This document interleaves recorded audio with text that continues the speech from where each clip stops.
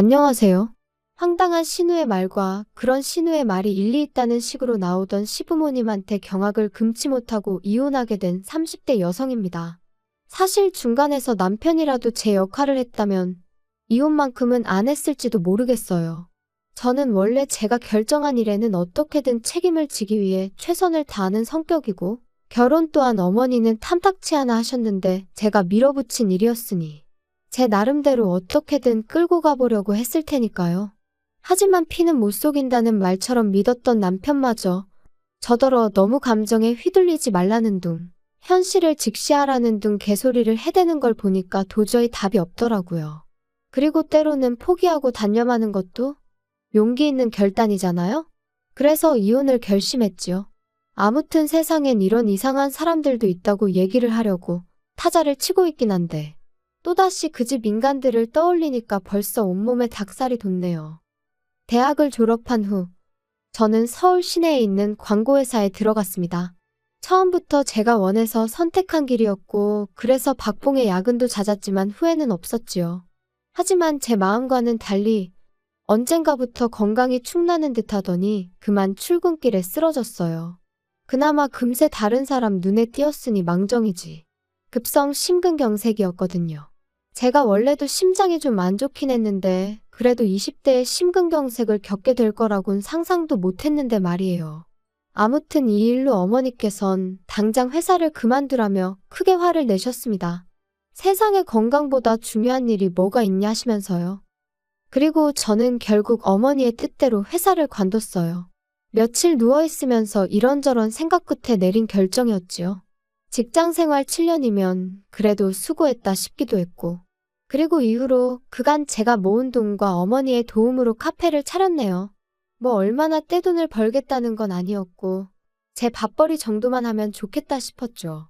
그런데 해보니까 제가 카페 운영에 꽤나 소질이 있더라고요. 카페 운영을 시작하고 5년이 넘어갈 땐 테이블 4개로 시작한 카페가 어느덧 2층짜리 매장이 되어 있었어요. 어머니 건물에서 하는 카페였고 그러니 어머니는 월세는 안 받겠다 하셨지만 그래도 꼬박꼬박 내가며 장사했습니다. 비록 매장을 차릴 때 도움을 받았지만 이후로는 가능한 모녀 사이는 모녀 사이, 사업은 사업, 제 나름대로 확실하게 하고 싶었거든요. 한편으론 감사한 마음을 그렇게라도 표현하고 싶기도 했고요. 한편 그렇게 앞만 보고 달려오다 보니 어느새 36이었는데 솔직히 그때까지도 결혼은 생각해 본 적이 없었습니다.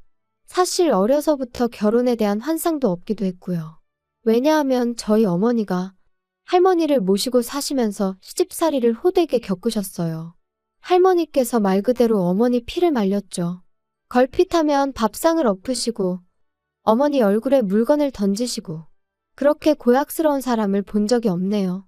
그리고 아버지란 사람도 결국엔 자기보다 한참 어린 여자한테 정신이 팔려서는 저희 어머니한테 이혼하자고 했어요. 자기 어머니를 17년 동안 모셨는데 미안하단 말 한마디 없이요. 아, 그런데 그런 와중에도 아버지가 딱 하나 잘한 일이 있으니 그건 이혼할 때 재산이란 재산은 싹 다 어머니한테 넘겼다는 거예요. 자기는 사랑만 있으면 된다나 어쩐다나 해가면서. 참고로 이후로 할머니는 요양원으로 모셔졌다 거기서 1년도 못 계시고 돌아가셨고 바퀴벌레 한 쌍 같던 그 둘은 결국 헤어졌고 아버지란 사람은 어디서 어떻게 된 건지 모릅니다. 죽었든 살았든 관심도 없지만요. 그런데 그런 제 앞에 남편이 나타났어요. 남편은 제가 운영하는 카페의 유제품을 납품하는 사람이었는데 솔직히 처음엔 당연히 관심이 없었죠. 나누는 대화도 거기 두고 가세요. 여기 영수증이요. 이 정도밖에 없었을 정도니까요. 하지만 몇 년 전 겨울 비인지 눈인지 엄청나게 온 날이었는데 출근하니까 카페 배관이 터진 건지 매장이 말 그대로 물바다가 되었더라고요. 그래서 아르바이트생하고 죽어라 물 퍼내고 정리하고 있는데 그날도 납품하러 왔던 남편이 그걸 보고 기를 쓰고 자기 옷까지 다 버려가며 도와주더라고요. 그리고 어쨌든 도움을 받으니 상황이 한결 수월하게 해결되었죠. 그리고 그때 제가 남편한테 좀 호감을 갖게 됐네요. 가뜩이나 춥고 힘들 때 도움을 받아서 그런가 너무 고맙고 사람이 참 괜찮아 보였거든요. 그리고 그날 일을 계기로 남편과 저는 급속도로 가까워졌어요.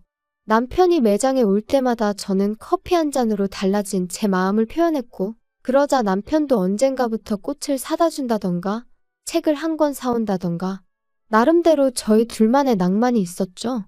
대단히 좋은 곳을 다니고 비싼 선물이 오간 것은 아니었지만, 이거야말로 진정한 연애라는 믿음도 있었고요. 그리고 그렇게 연애한 지 1년 만에 남편이 먼저 프로포즈를 해왔습니다. 자기가 비록 가진 건 많지 않지만 제 눈에서 눈물 나는 일은 없게 하겠다고, 영원히 소녀처럼 살게 해주겠다면서요. 하지만 저희 어머니는 별로 탐탁치 않아 하셨어요. 17년을 살았어도 네 아빠 속을 알 수가 없었는데 고작 1년 사귀고 어떻게 알겠냐며, 꼭 결혼을 해야겠으면 하다못해 2년은 더 만나보라 말씀하셨죠. 그리고 전 이때 이 말을 따랐어야 했는데, 그땐 그저 어머니의 그런 말씀이 야속하게 들릴 뿐이었습니다.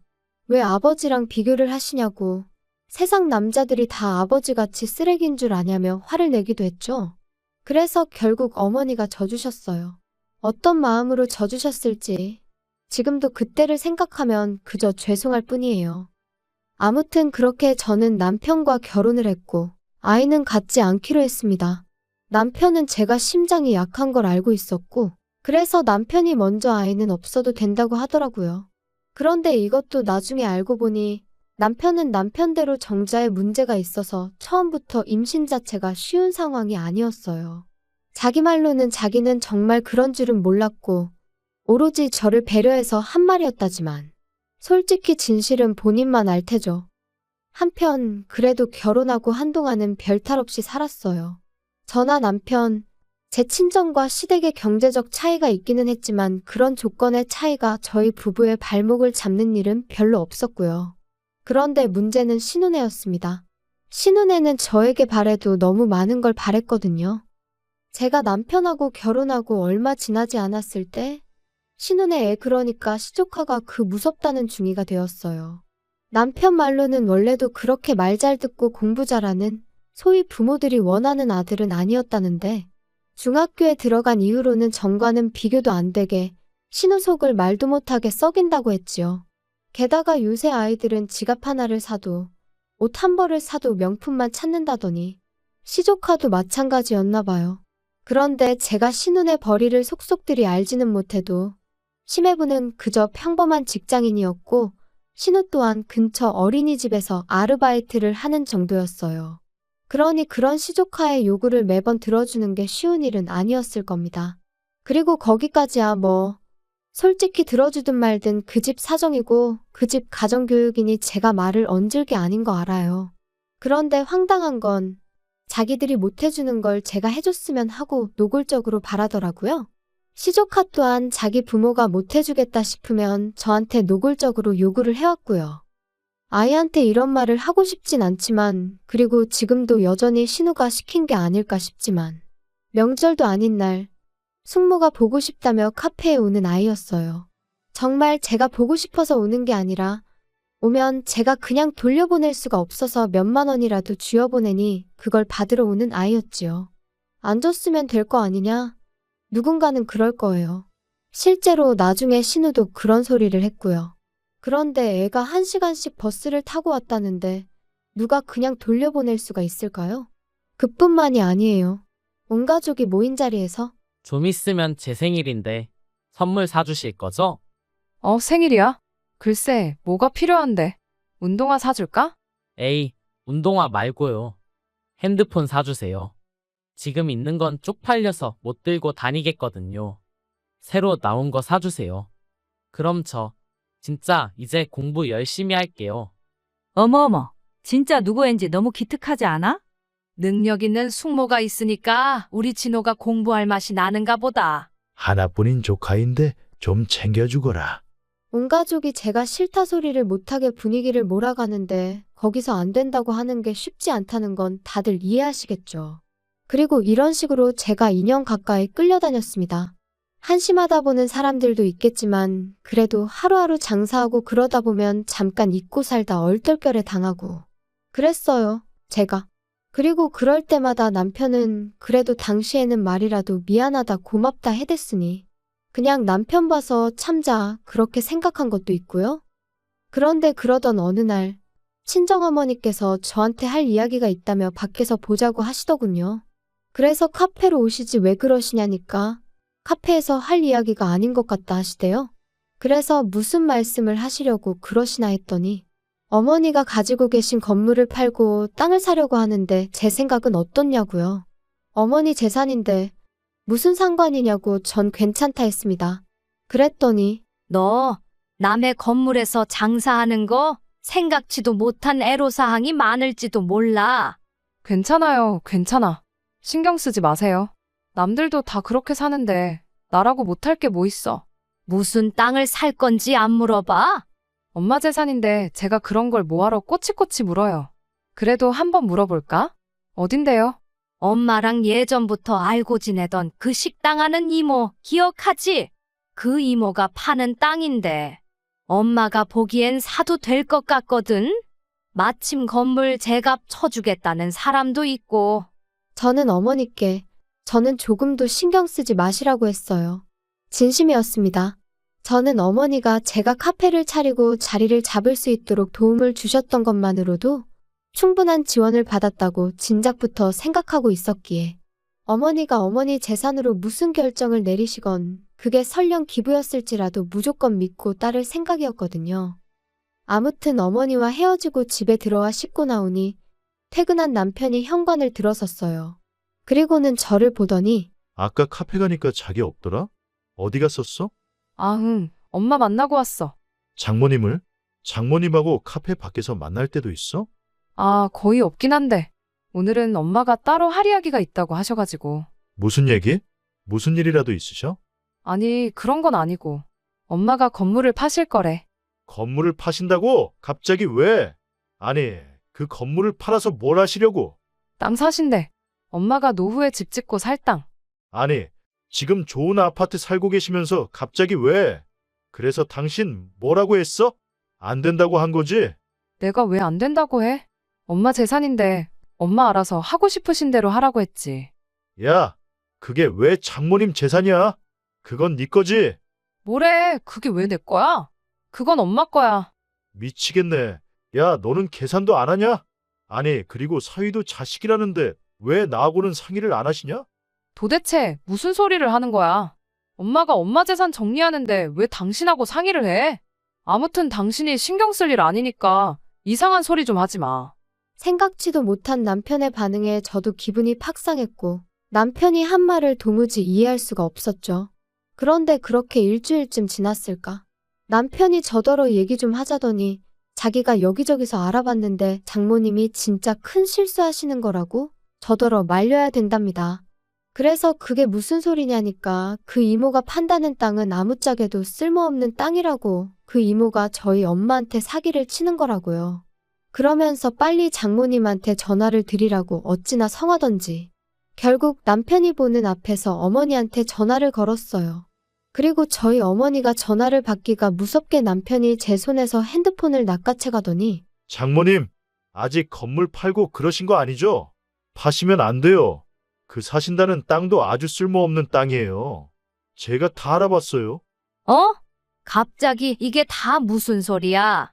어디서 무슨 소리를 듣고 온 건지는 모르겠지만 흥분 좀 가라앉히게.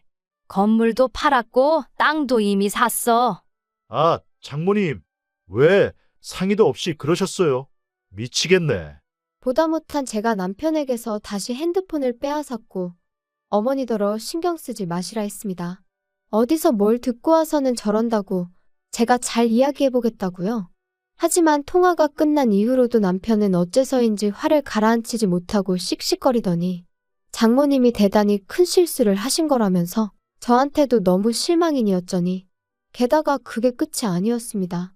이튿날 아침이 밝기가 무섭게 누군가 저희 집 현관문을 쾅쾅 두들겼고 내다보니 어쩐 일로 신우의 심해부의 시부모님까지 온 가족이 총출동을 했더라니까요. 아니, 이 시간에 다들 연락도 없이 무슨 일이세요? 내가 말도 안 되는 소리를 듣고 밤새 잠을 못 잤어. 아니, 올케 엄마가 건물을 팔고 뭐 땅을 샀다며? 그래서 내가 등기부등본을 떼봤더니 정말이더라. 근데 영규가 하는 말이 그 땅에 아무짝에도 쓸모가 없는 거라는데 이게 다 무슨 얘기야? 아니, 등기부등본을 확인하셨다고요? 진짜 미치겠다. 왜들 이렇게 저희 엄마 하시는 일에 관심들이 많으세요? 당연한 거 아니야? 그거 다 네 거잖아. 아니, 그러니까 그게 왜 제 거냐고요. 그리고 제 거라고 치면 신경을 써도 제가 써야지. 영규 씨도 그렇고 형님도 그렇고.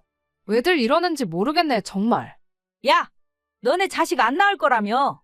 그럼 그게 결국 우리 아들한테 온다는 소린 거 몰라? 그러니까 내가 지금 화가 안 나게 생겼어? 뭐라고요? 어이가 없어서. 형님, 지금 진심으로 말씀하시는 거예요? 내가 뭐 틀린 말 했어? 기왕 말이 나왔으니 말이지만, 아니 올케는 왜 이렇게 생각이 짧아?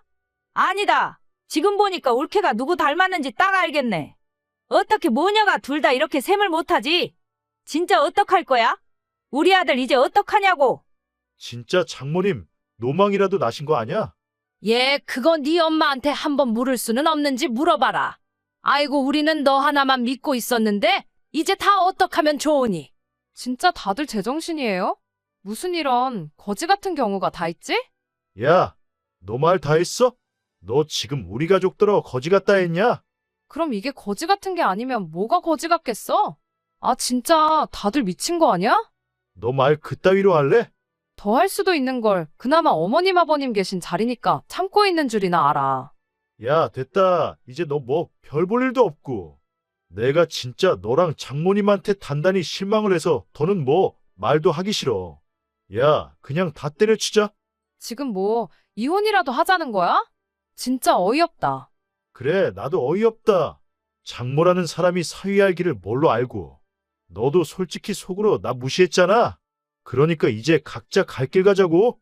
저는 이게 무슨 상황인지 말 그대로 어안이 벙벙했어요. 당장 이혼 소리도 해도 제가 해야지 왜 지가 난리인지 어이가 없었고요. 하지만 저도 매달리고 싶은 마음은 눈꽃만큼도 없었거든요. 그래서 그래, 원하는 대로 해주겠다 하고는 일단 제 집에서 시댁 식구들 싹 다 내보냈습니다. 그리고는 그 길로 이혼 서류 받아다가 이후로 번갯불에 콩 구워 먹듯 해치워버렸죠. 그런데 그렇게 남남이 되고 몇 달쯤 지났을 무렵 뉴스를 보다 보니 저희 어머니가 사셨다는 땅이 뉴스에서 몇 번 언급이 되더라고요.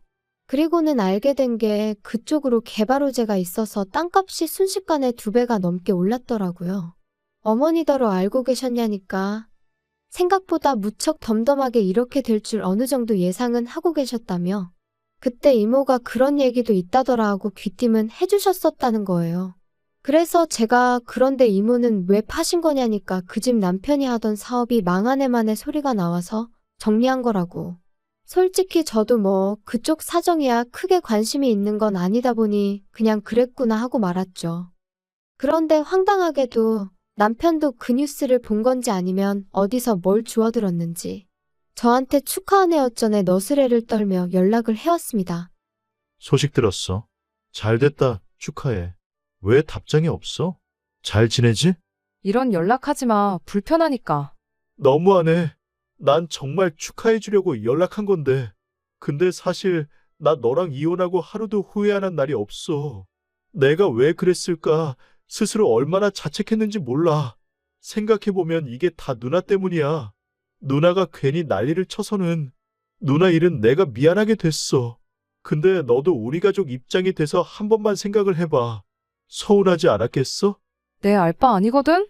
바빠서 전화 끊을게. 잠깐만. 그러지 말고 나한테 한 번만 더 기회를 줘. 네가 원하면 내가 장모님 앞에서 무릎이라도 꿇을게. 네 무릎이 뭐라고 꿇는 게 대수야? 필요 없으니까 연락하지 마. 잘난 니네 가족끼리 잘 먹고 잘 살던가? 아, 맞다. 잘 먹고 잘 살 돈이 없겠구나. 제 딴에는 그래도 남편 기분 잡치라고 일부러 심한 말만 골라 한다고 한 건데 그래도 막상 전화를 끊고 나니까 더 못한 게 억울하더라니까요. 진짜 길지 않은 결혼 생활이었지만 그럼에도 불구하고 그 거머리 같은 인간들한테 당한 걸 생각하면 분하고 억울한 마음이에요. 한편으론 그나마 이쯤에서 떨어져 나가줘서 고맙기도 하지만요. 아무튼 혹시 주변에 뭐라도 하나 더 뜯어갈 궁리만 하는 사람들이 있다면 때로는 눈에는 눈, 이에는 이라는 심정으로 자존심 한번 시원하게 긁어주고 손절하는 것도 나쁘지 않은 것 같아요. 너무한다고 생각하는 사람도 있겠지만 적어도 제 경험상 기분이 아주 조금은 풀리더라고요. 어떻게 마무리를 해야 하나 싶은데 내일은 날씨가 오늘보다 좀 더 따뜻하다대요? 사랑하는 사람들과 맛있는 것도 드시고 즐거운 하루 되시길 바라겠습니다.